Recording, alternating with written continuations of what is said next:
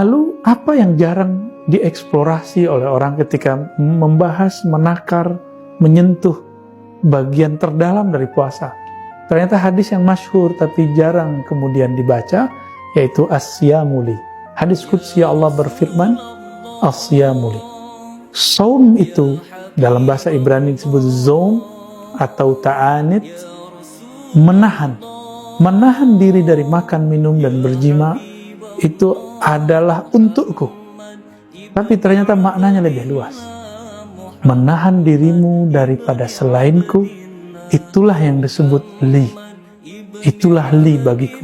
Inilah yang dikatakan oleh Imam Ibn Arabi. Orang yang berpuasa, sebenarnya dia telah wusul kepada Allah. Karena Allah langsung mengatakan li. Dia milikku. Maka sang saim, orang yang puasa itu, dia langsung dalam genggaman Allah Subhanahu wa ta'ala. Tinggal kesadaran dia kepada Allah. Di mana bentuk kesadaran itu muncul? Ketika di lafaz hadis, di pertengahan hadis, Nabi kemudian mengatakan, idza sabahu ahadun aw syatamahu. Jika ada seseorang mencaci makinya atau mengata-ngatainya, falyaqul inni sha'im. Katakanlah aku puasa. Maka saat itulah puasa naik dari puasa fisik menjadi puasa non-fisik, puasa emosi. Emosi bukan pada fisik, emosi itu ada pada nafsiyah kita. Ini disebut dengan saum nafsiyah. Kalau tadi saum badaniyah, istilah mungkin baru tapi sebenarnya hampir sama dengan istilah-istilah yang sebelumnya. Selama ini kita baru puasa lapar haus, disebut saum badaniyah.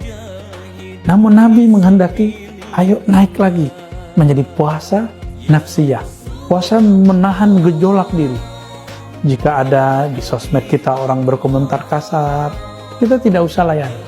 Bahkan kalau perlu kita tinggalkan.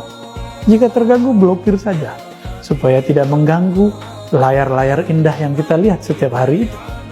Teman-teman yang melakukan Allah. Namun kemudian kita kembali ke hadis yang tadi.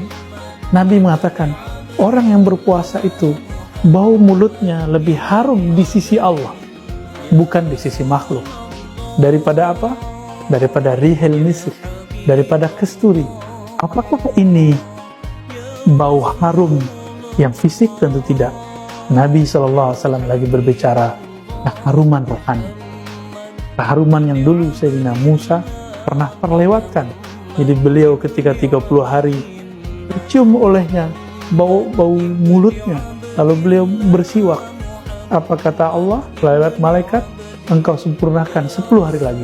Itu sebabnya Nabiullah Musa mengenapkan menjadi 40 hari, karena beliau terganggu oleh bau mulut, padahal Allah suka dengan bau mulut itu. Sahabat-sahabat yang dimakan Allah, maka 3 poin di hadis ini. Pertama, Allah mengatakan, puasamu itu puasa apa?